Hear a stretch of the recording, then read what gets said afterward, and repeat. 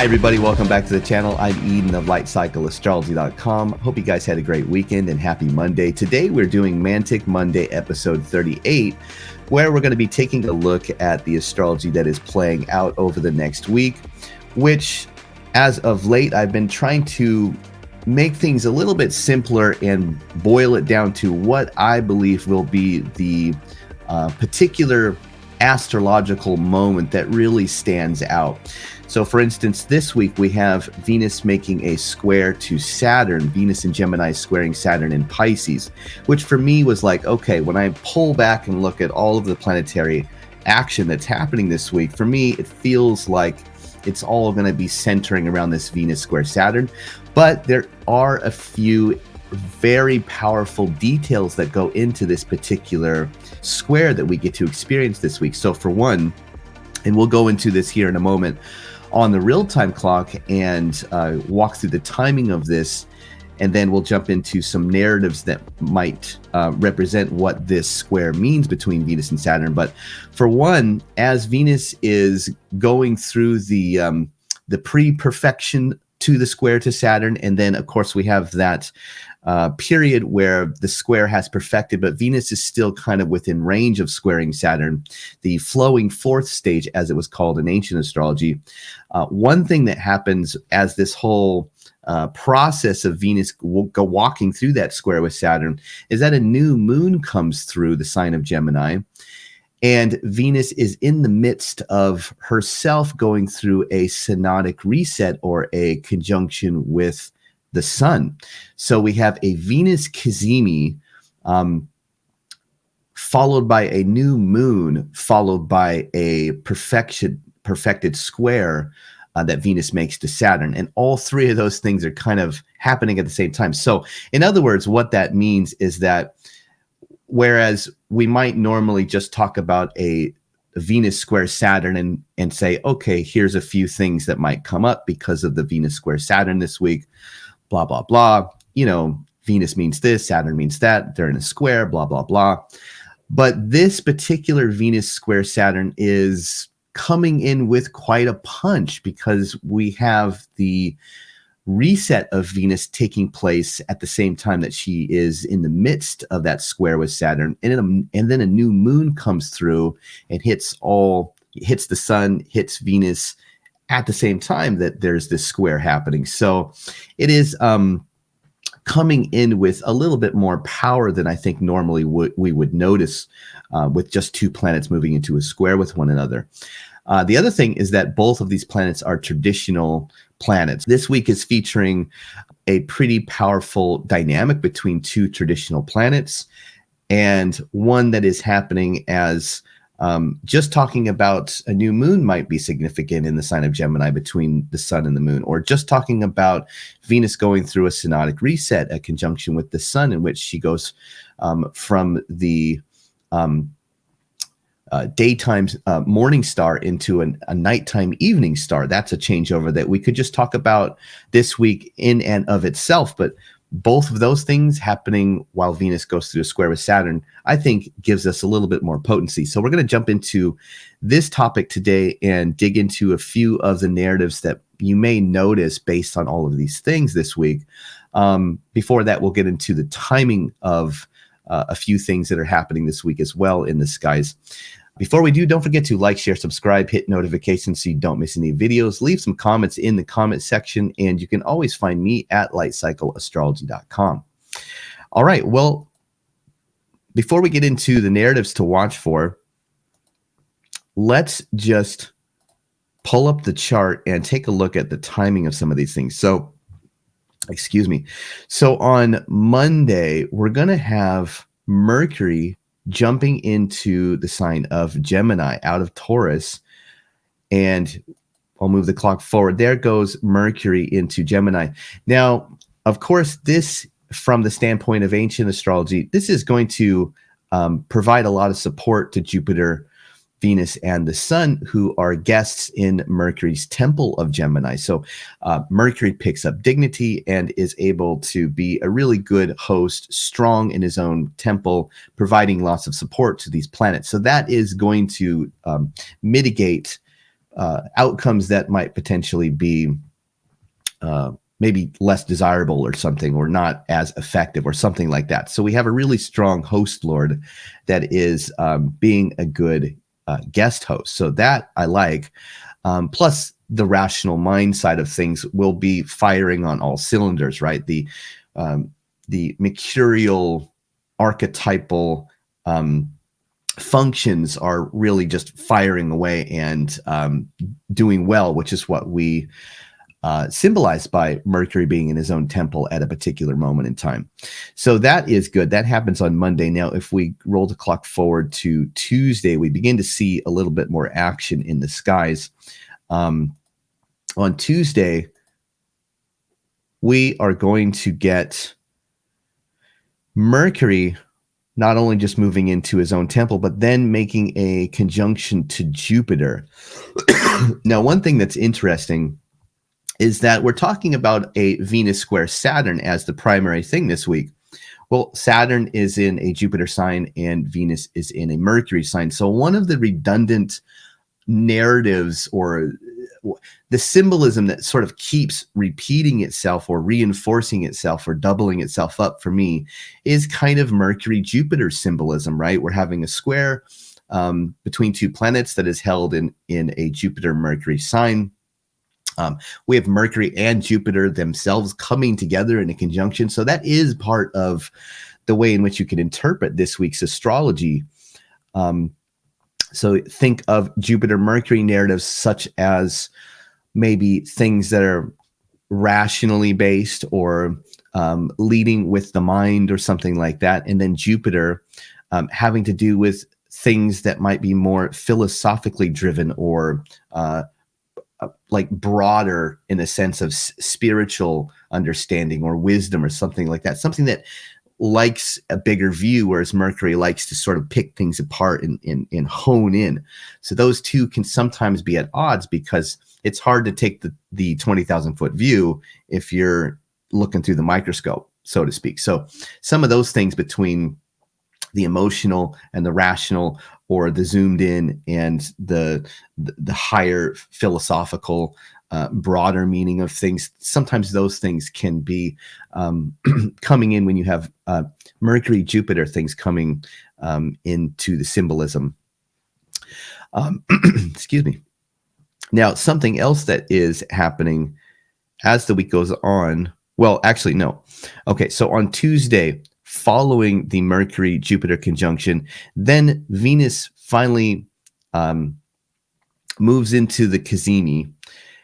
And when we say Cazimi, what we're saying is that Venus is moving into the heart of the sun, which meant different things for different ancient astrologers. Sometimes ancient astrologers said that Venus at the heart of the sun meant that they were on the same degree. But actually, if I'm not going to do this, but if we were to just move the real-time clock forward by hours, the sun jumps into another degree, making Venus and the sun go out of the same degree for a little bit, and then Venus catches up, and now they're back into the same degree. So it's hard to use that way of talking about Cazimi, I think. Another way that ancient astrologers, or some ancient astrologers, would talk about Cazimi is when the planet conjoining the sun was within 17 arc minutes. Now, interestingly enough, if you pull up an astronomy program like Starry Night Pro, which I've done a few times on this channel, that's usually the actual, I don't know how ancient astrologers knew this, but I've noticed that in the astronomy program, you can actually see that it takes that 17 arc minutes of, with, you know, a fraction of 1 degree, where that planet actually crosses the face or the width of the sun. So the sun is about 17 arc minutes, or that fraction of a degree that it occupies as seen from Earth. So it's pretty technical, but suffice it to say that that 17 arc minutes was something ancient astrologers used as to indicate the exact Cazimi. And that's happening on Tuesday, where Venus will basically cross over the same occupied space that the sun takes up in the sky, which is known as a Cazimi. Now, symbolically speaking, this whole process of Venus catching up with the sun, being burnt up in close proximity to the sun, symbolically, of course, and then crossing the face of the sun, or crossing the 17 arc minute degree section of within 1 degree of the sun, and then comes out the other side.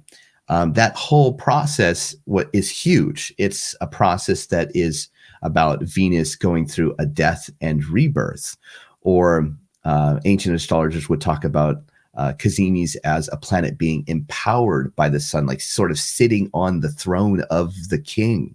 If the sun is the archetypal king, it's like that sun that finally meets up with the king is like imbued, or is that how you say that? Imbued with all of the king's power at that moment. But it's also could be thought of as like almost like the moment where something is born, like Venus becomes reborn. And indeed, we will begin to see her now as an evening star. So she changes from the morning star, which carries its own set of symbolic motifs, into an evening star, which carries its own unique symbolic motifs. We go from a Venus that may be more of like a warrior goddess into a Venus that is maybe more concerned with things like in the ancient world, it was things like the harvest, or the abundance of the land, or the goddess that presides over love and relationship, versus as a morning star, which we have just been through that phase. It could be literally a goddess of war, a goddess that was, you think about when that female archetype, or that Venusian archetype, needs to assert itself way more. So that's a changeover in motifs just within Venus. Of course, Cazimis also bring in the symbolism of, let's say, that there is a moment of some kind of clarity, or there is a moment in the midst of an ongoing process that becomes completed, or something ends and then there's a new chapter that begins, or something along those lines, where there's kind of a rebirth within a process, or something like that. And of course, Venus relates to creativity. So one of the things that could come up is that this could be indicating that for you, or for us writ large, right, there is like a moment where we begin new creative endeavors, or there's a new creative leg of a project that we begin at that time, or something like that. So we'll get into these motifs more in a second here. But at any rate, on Tuesday, following the Mercury-Jupiter conjunction, there is a Venus Cazimi.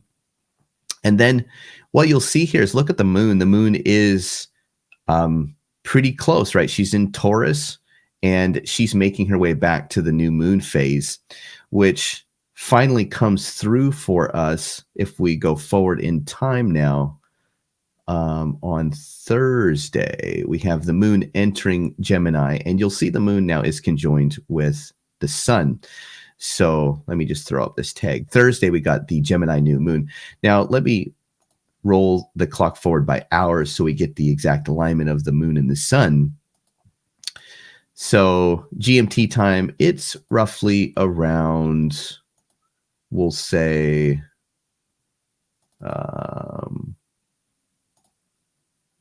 it's roughly around, I don't know, noon to 1 p.m. or so that we get the new moon.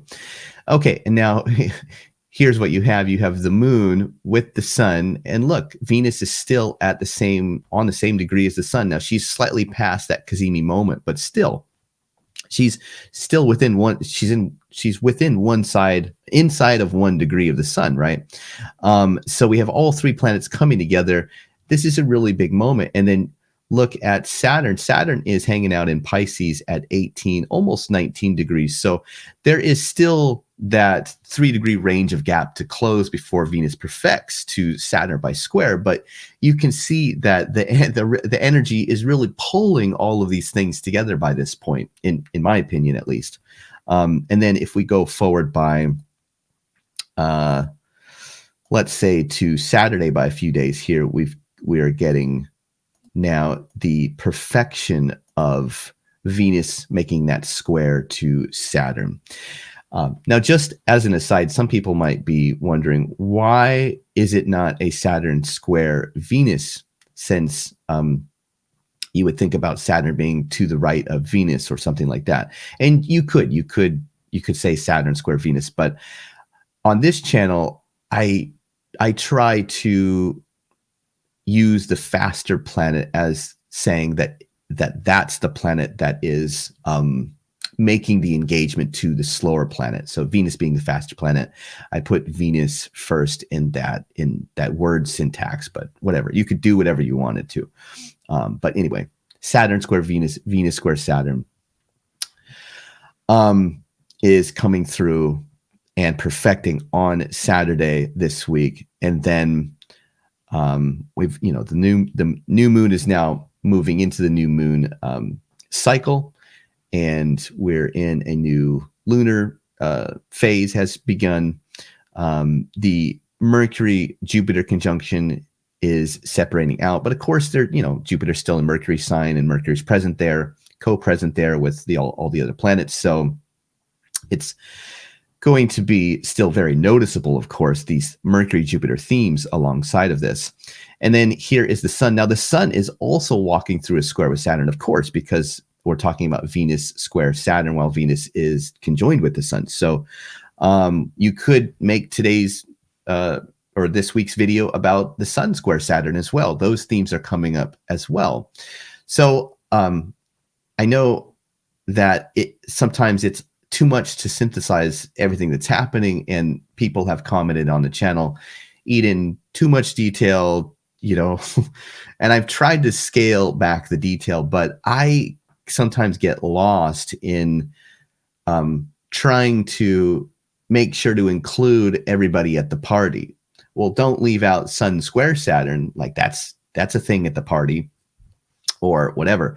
It's tempting to always try to see if that ingredient should be accounted for in the soup of astrology that's always happening around us, as it were. But anyway, one last thing I do want to give you the timing of is that on Sunday, because technically that is a part of this week, we are also going to see that Mars changes signs. Mars leaves Aries. Mars loses dignity, moving out of his sign, and enters Venus's temple of Taurus, which technically is Mars now falling into detriment. So this is really interesting. We have Mars in a sign opposite to one of his own signs, something usually called as detriment in ancient astrology. You have Jupiter in a sign opposite to one of his natural signs. So we have two planets in detriment. So that is also interesting. And as if that weren't enough, let's just go back to like Saturday. Remember that Mars going through the last few degrees of Aries and then entering Taurus, that's a whole death and rebirth kind of motif for Mars as well, right? He's leaving a place where he calls home. Those last few degrees are within the bound terms of Saturn. We're talking about a Venus square Saturn, and then Mars moves into Venus's temple. So there it is right there again. We have Saturn, we have Venus. Mars is doing something in the bound terms of Saturn, moving into a temple of Venus. There's a whole, you see what I'm saying? There's a whole motif that kind of reinforces or repeats itself this week.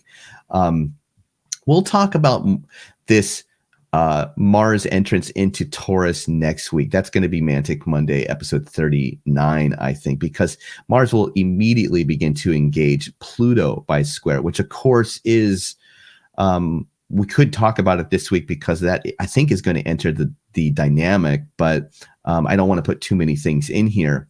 And there's still time to talk about it next week anyway. So that is the lay of the land as far as the week is shakes out for us. Now, let's get into some of the narratives to watch for here. Okay, so narratives that you may notice around you, archetypal themes that may present themselves, however you want to say it. Number one for me is not seeing eye to eye. And this goes back to the whole thing where we're seeing the action take place between a Saturn in a Jupiter sign that is filtering his Saturnine ways through Jupiterian archetypes. And we're also seeing that the Venus square with the Cazimi and all that is happening in a Mercury sign. So when you get Mercury and Jupiter, things sort of come, especially by square, sort of coming together in this square-like motif. Usually, not always, but usually that can indicate that there may be circumstances around you where people don't see eye to eye. Somebody may be trying to be really rational and use their intellect or to investigate and sort of take something apart and understand it piece by piece and really zooming in on that. Whereas Jupiter, especially we're talking about Pisces, Saturn in Jupiter's sign of Pisces, may be really saying, yeah, but that's not what I feel, or that isn't my overarching system of beliefs. So it might be that as Venus goes through the Cazimi, something like, oh, I had this really profound creative urge I'm inspired to begin to do this. I want to take up, I want to learn an instrument or something, or I want to, I don't know, I want to take a class on poetry at the local university or any, whatever it is, but any new creative thing or creative idea, you may find yourself excited to express that to somebody, and then that Saturn in Pisces can reject it and say, that's not a good idea. That's terrible. That won't work. Or you may even feel that internally within yourself, kind of like a struggle, like I'm having this real creative mental thing percolate up in me and I'm excited, but then there's a side of me that's real pessimistic and we're not being reality based. That doesn't fit our ethics or morality somehow or anything like that. Another example of this is, of course, let's say in the realm of like romance or people that are dating. You have this sparkling, exciting, mentally stimulating conversation with somebody at a party who you're feeling really attracted to, but there's something that kills it, or there's a rejection. They don't feel the same, or there's other things that come in that just for whatever reason sort of slow it down or bring it back to a harder reality. That Saturn in Pisces sort of being like a wet blanket that's thrown onto what could be the exciting spark of a new situation or something like that. So a few different ways in which you might not see eye to eye, but there could be this theme of not seeing eye to eye with other people, not seeing eye to eye philosophically or in a centered way within yourself, or maybe having certain circumstances that just don't align in a certain way, or are like a wet blanket thrown onto something you're excited about or something like that. So that is one narrative you may notice this week. Narrative number 2 could be lead with your head, not your heart, or follow your heart. Which one is it? That whole, and this is really closely tied in with narrative number 1, obviously, but lead with your head. There are all these planets in Gemini. You could delineate for each planet and say, okay, this is what Venus is doing. This is what Jupiter wants, blah, blah, blah.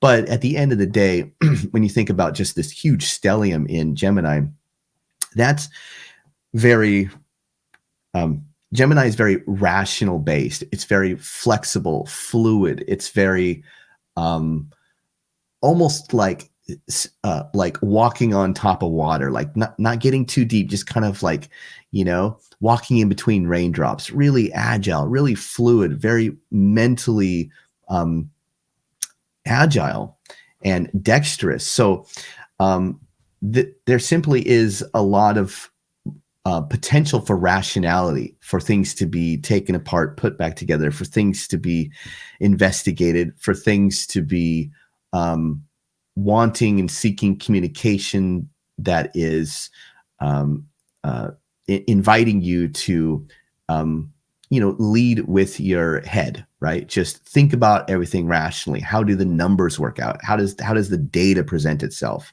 Versus Saturn in Pisces being much more somatic, much more, this is my visceral feeling or my visceral experience. This is how I understand the past to have worked out, which is informing my philosophical, you know, um, view on things. So, or the feelings I have in my gut that make my gut feel a certain way. And with Saturn and Pisces, that gut can almost, when we're talking about Saturn, we're talking about a planet that oftentimes relates to something that could be like suffering or pessimism or being discontent or something like that. So discontentment or a visceral feeling that just feels a little bit like a knot or doesn't feel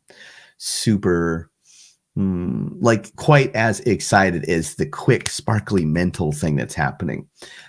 So the question becomes then, what do you do? Do you follow that gut? Because depending on what, and this is it, the whole Mercury Jupiter conjunction happening in the sign of Gemini alongside of this, it gets at this as well. Again, it's like there's no wrong way to do it, and there's that age old argument of do you lead with your head or do you follow your heart? And there can be arguments made for which one you should do at any given time. And I think both can be right at the same time. So that might be the tension, is trying to understand that as maybe a second way that you see this. Okay. Narrative number 3, I can't speak today. Cinderella first, complete those tasks. Sometimes I try to think of narratives to watch for as these parable stories or something like this. And I really feel when you're talking about Venus going through a Cazimi in the sign of Gemini, for me, that is so social. I mean, Venus loves to be social. Venus really likes being in Gemini because it's uh, Mercury, the ruler of Gemini, is a very communicative planet. Gemini is a very communicative sign. It wants to talk. It wants to socialize. It wants to gossip. It wants to be hearing all that chatter. Venus, of course, loves attention. So for me, Cinderella is coming into the motif of the archetypes here.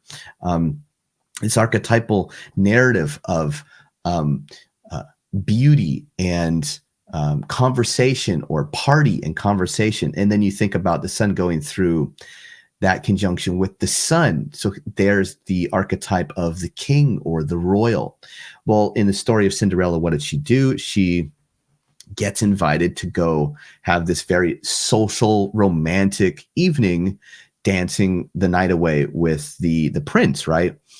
But then Saturn squaring Venus as Venus goes through this incredible reset with the sun, for me, brings in the part of the story of Cinderella where the wicked stepmother was throwing all these tasks at her and saying, you need to complete this. First, you got to, clean the fireplace and blah, blah, blah. Which I think is why Cinderella, or how Cinderella gets her name, because Cinderella isn't actually her name. I think her name is Ella.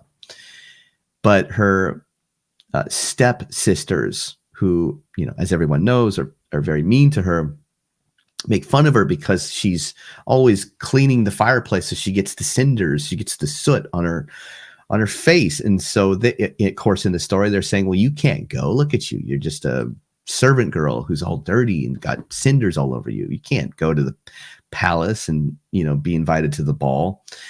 So it may have, again, that sort of wet blanket, maybe tasks that are heaped on you when you just want to be light and what is it, foot free and fancy or whatever.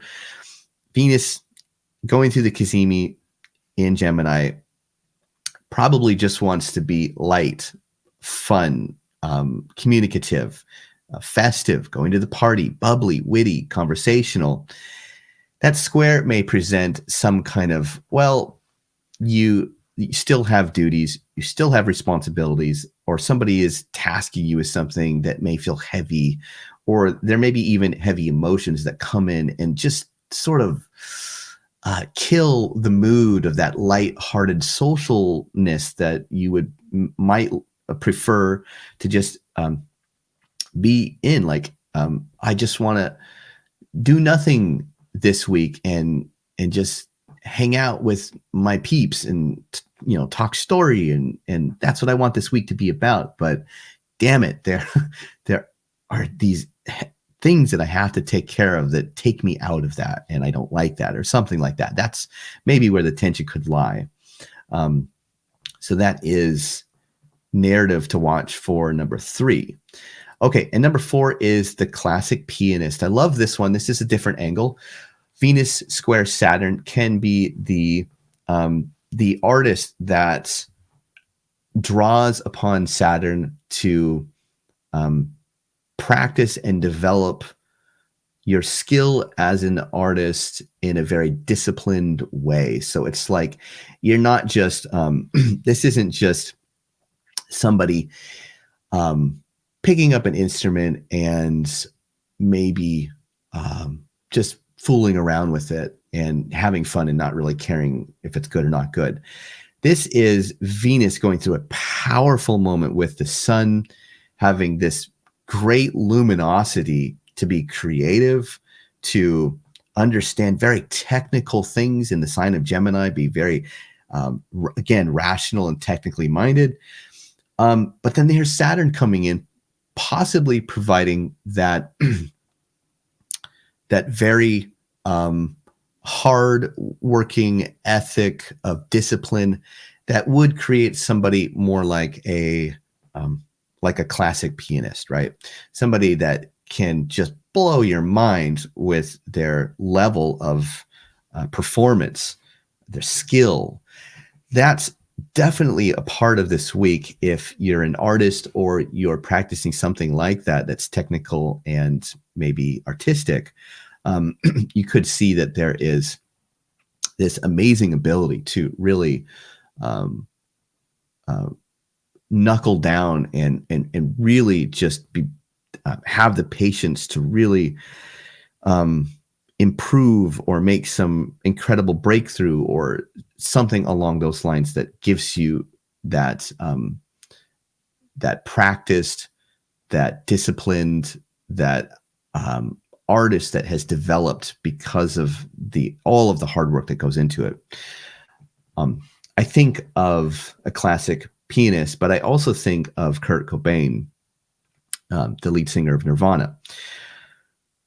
And on the surface, like if you're familiar with Nirvana or Kurt's story, on the surface, you would think, okay, here was a person, and I can't remember if Kurt had Saturn in Pisces. I know he had his sun in Pisces and he had his sun in his 7th house, and I believe he did have Saturn in Pisces. So if anybody knows, you can fact check me on that in the comments below. But at any rate, whether he had it natally or didn't have it natally, I think of Kurt's story as kind of an archetype that connects with this Venus square Saturn, Venus Cazimi new moon thing that's happening this week, as because like Kurt, it was when I read that the biography that came out a long time ago as a teenager. One thing I remember about reading that book about Kurt Cobain and about the story of Nirvana was that he would make the band during rehearsals. He would make the band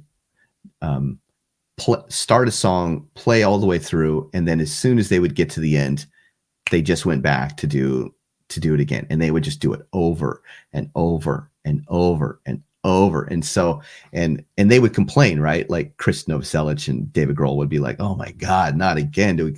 Why do we keep practicing the same song? Oh, we've got it down. It's good. We don't need to practice anymore. Let's go to another song."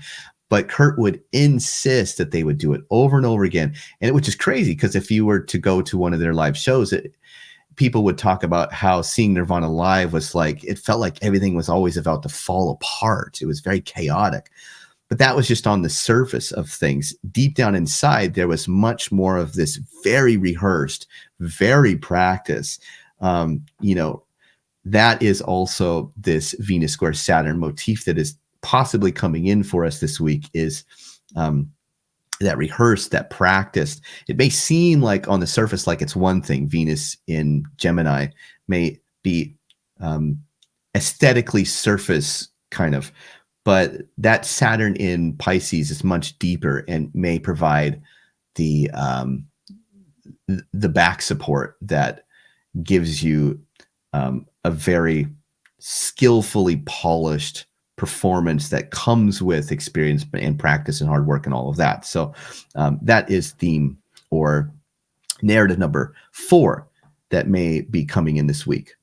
Okay, number 5 is putting some elbow grease into a new creative cycle. We sort of touched on this in a few minutes ago here, so I won't belabor this, but essentially when you have Venus going through a synodic reset with the sun, any time that happens, we would be saying, well, it's possible that there is a new cycle of creativity that is about to enter your life. It's about to sort of come up at this time right now, right? Venus has to do with artistic or creative things, whether and that could be even actually getting pregnant or giving birth, or we could see physical, tangible examples of Venus resetting and having something to do with creativity or procreation or anything like that. But for a lot of people, it may simply be that, again, there's like a new cycle of creativity that is beginning. There is a new artistic endeavor that you're becoming interested in, that you may begin to explore at this time or something like that. But then again, Saturn coming behind that and saying, well, let's put some elbow grease into it. If we're like for me, I'm trying to learn the accordion. I haven't had a lot of time to do it because I'm building the house and everything. But this might be a week where I find I have noticed last week, I had noticed that the message that is coming through over and over again for me is like, make time for it. Make time for it. Put in some hours. It's not how good you are. It's not how much you feel like you're progressing or whatever. It's just, you just need to show up and put in the hours, and then down the road, you'll get the payoff for that.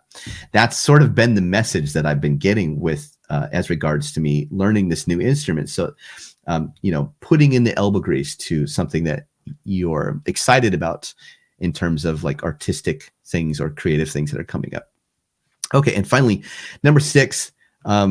We can't talk about a Venus square Saturn if we're not going to say things like commitments or engagements or something like that. Venus square Saturn, always think about the wedding ring as the ring around Saturn, and how that is a symbol for marriage, because it not only fits on the finger and is a handy way to just keep your marriage symbol or visible and everything like that, but I think more esoterically speaking, it's always fascinated me that the ring is a ring and Saturn has rings around it.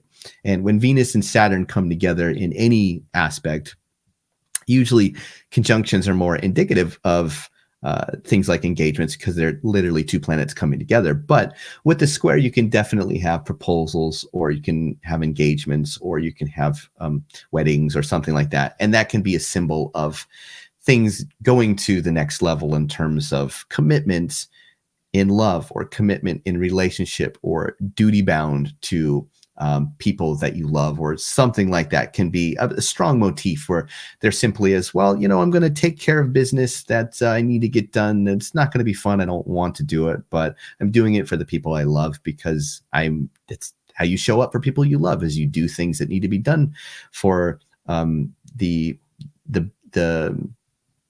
betterment of everybody that is in your circle or in your family or your significant other or something like that, right? You just sort of show up for them and take on that duty, take on that bigger commitment or something like that. So we can have narratives of like just simply, I don't know, working on something like you're the person in the couple that knows how to fix the computer and the computer is having trouble and you have the technical skills to do it and you don't want to do it. But, if you can fix it, then your partner will really appreciate that or something like that. But then you can also have like those actual marriages that have that real magical Saturnine mystical Venus quality to them where it's like, oh, this is when we got married, or this is when the ceremony was, or this is when I got proposed to, or this is when we decided to move in together, or this is when we talked about